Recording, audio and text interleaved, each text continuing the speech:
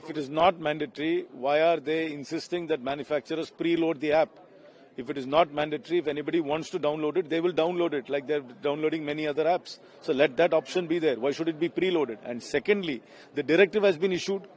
If the directive is contrary to what the minister is saying, if what the minister is saying is the final word, the directive has to be withdrawn or amended. Until the directive is withdrawn or amended, the minister's words are mere words and they are hollow.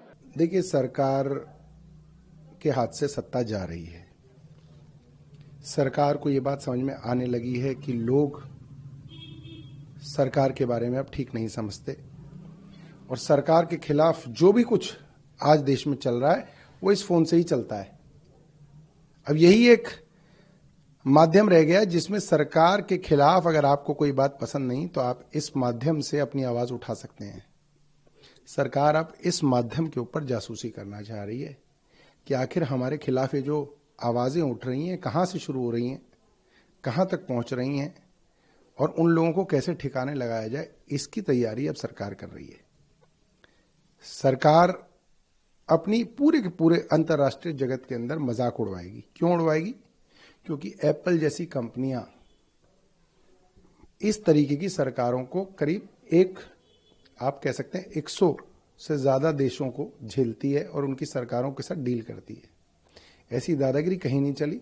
मैंने यही प्रश्न पूछा कि ये जो अनिवार्यता है app के प्रीलोड की, ये निजता पे बहुत बड़ा प्रहार है, स्नूपिंग का बहुत बड़ा प्रश्न चिन्ह लगता है और ये कहीं किसी भी तरह से स्वीकार्य नहीं है। किसी दुनिया में किसी देश में इस तरह की अनिवार्यता नहीं है किसी ऐप की प्रीलोड की।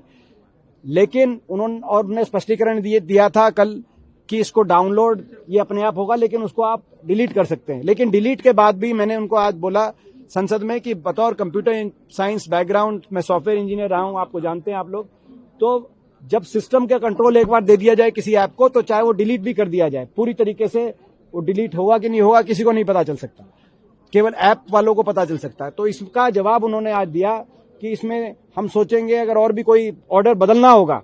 उन्होंने आश्वासन दिया देश को ज्योतिरादित्य सिंधिया जी ने कि अगर ऑर्डर भी बदलना होगा तो ऑर्डर भी बदलेंगे, लेकिन बदलना होगा तो बदलेंगे के जवाब तक नहीं रुकना चाहिए था। उनको कह देना चाहिए था हम ऑर्डर बदलते हैं, यानी कि उन्होंने स्वीकार कर लिया ये ऑर्डर तो वापस लेना पड़ेगा, ऑर्डर तो वापस होगा। आज ये स्वीकार कर लिया प्रत्यक्ष रूप से, लेकिन प्रत्यक्ष रूप से भी इसकी घोषणा कर देते आज संसद के पटल पे तो ज्यादा ठीक रहता। लेकिन चलिए, उन्होंने आधी बात मानी, पूरी भी ये जल्दी हमारी मानेंगे क्योंकि हमारी बात सही है।